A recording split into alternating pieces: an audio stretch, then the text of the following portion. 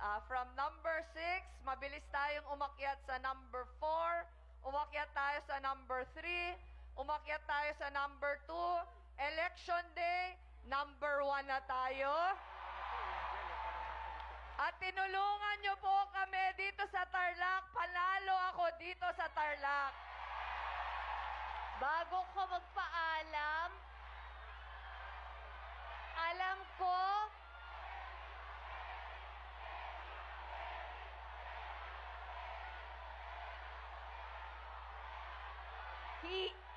bago po ako umalis at magpaalam, oh my God, okay, sorry. Hihingin ko po ito. Sana iregalo nyo po kay Noy ang boto nyo sa Mayo, please. Sana po hindi niya kayo pinabayaan.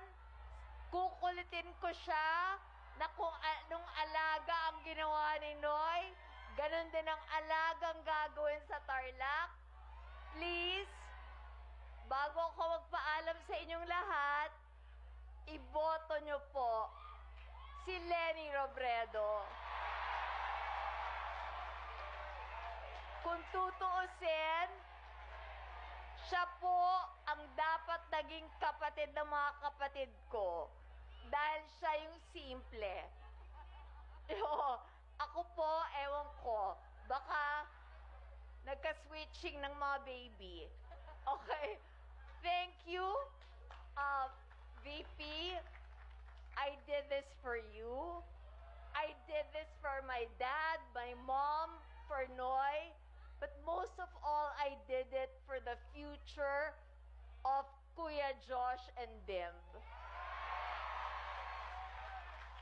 Kasi gusto ko na ang Pilipinas nasa mabuting kamay. I think lahat naman tayo, kung magulang ka, handa kang gawin ang lahat. Masigurado mo lang na okay ang yes! No alam nyo, gusto nyong gumanda ang buhay ng mga anak ninyo. Ayaw nyong pagdaanan nila yung hirap na pinagdaanan ngayon na may pandemya. I love her because on her own initiative, siya mismo ang nag-vaccine sa napakarami. May I ask ilan? Hindi ko, Chris, alam. Pero dito sa Tarlac, nagkaroon po kami dito ng Vaccine Express sa Kapas. Ayun. Nag-vaccinate tayo ng mga AITAS sa Kapas. Kaya may mga taga-Kapas dito, nag-vaccinate tayo sa kanila. Yun Kasi 'di ba, talagang pusong nanay.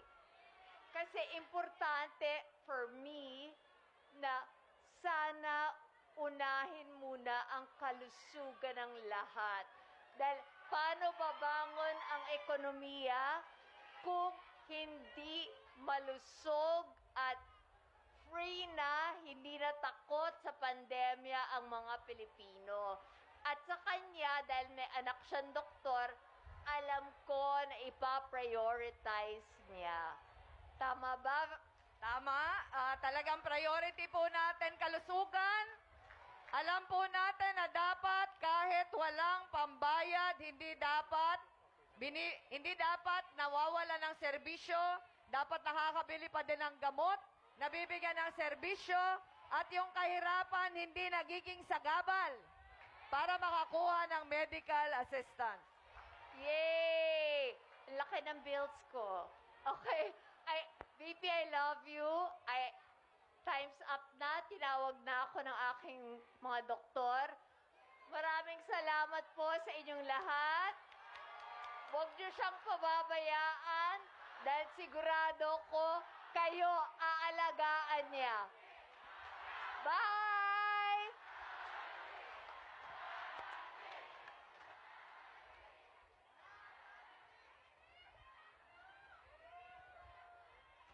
Ayan, palakpakan po ulit natin. Miss